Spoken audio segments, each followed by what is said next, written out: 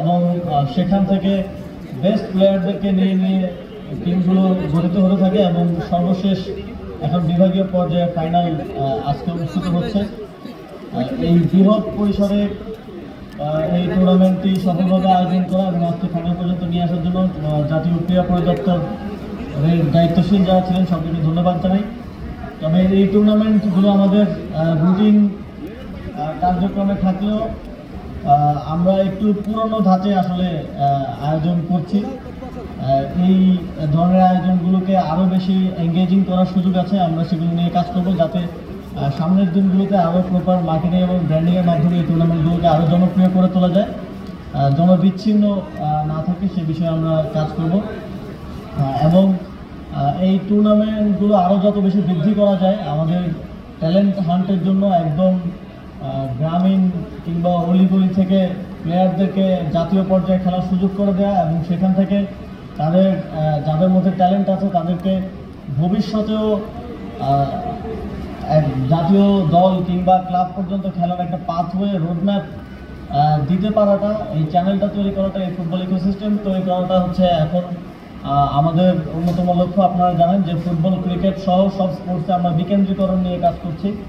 আমাদের স্পোর্টসের একটা প্রবণতা শুধু ঢাকা কেন্দ্রিকতা, আমরা সেটাকে ছড়িয়ে দিতে চাই এবং একই সাথে গ্রামগঞ্জ এমনকি অলিগলি থেকে প্লেয়ারদেরকেও জাতীয় পর্যায়ে উঠে নিয়ে আসার যে একটা ইকোসিস্টেম তৈরি করার জন্য আমরা কাজ করছি। আমাদের বিসিবি ইতিমধ্যেই রিজিওনাল ক্রিকেটের জন্য উদ্যোগ গ্রহণ করছে, তারা পরিকল্পনা করছে।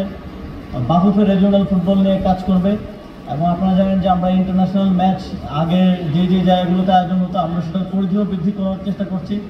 আমরা আশা করছি যে বছরের মধ্যেই আমরা নীলফামারীতে কোনো একটা ইন্টারন্যাশনাল ফুটবল ম্যাচ আয়োজন করব এবং একই সাথে খুলনা এবং রাজশাহীতে ক্রিকেট, আন্তর্জাতিক ক্রিকেট আয়োজন আবার আমরা ফিরিয়ে নিয়ে যাব, যাতে করে সেই অঞ্চলের দর্শকরা সরাসরি খেলা দেখার সুযোগ পায়।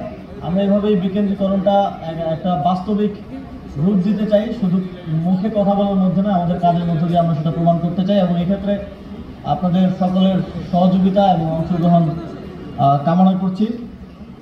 আমাদের আজকের যেই গোল্ড কাপ টুর্নামেন্ট, আজকে যে ফাইনালে বালিকাদের দলের মধ্যে আজকে রাজশাহী বিভাগ 3-0 গোলে জয়লাভ করেছে এবং একই সাথে অনেক কম্পিটিশনের মাধ্যমে উপজেলা পর্যায়ে থেকে কম্পিট করতে করতে আমাদের ময়মনসিংহ বিভাগও আজকে ফাইনালে উঠে রানার্স আপ হয়েছে, তাদেরকে অভিনন্দন।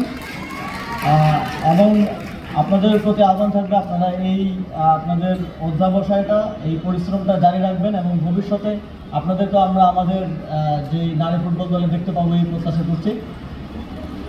সর্বোপরি আমাদের এ ধরনের উদ্যোগগুলো সামনের দিনে আরও চলমান থাকবে এবং আরও কীভাবে এঙ্গেজিং করা যায় সেদিকে আমাদের সর্বাত্মক মনোযোগ থাকবে। এক্ষেত্রে আপনাদের সকলের সহযোগিতা এবং অংশগ্রহণ কামনা করে আমার বক্তব্য শেষ করছি। ধন্যবাদ। আসসালামু আলাইকুম।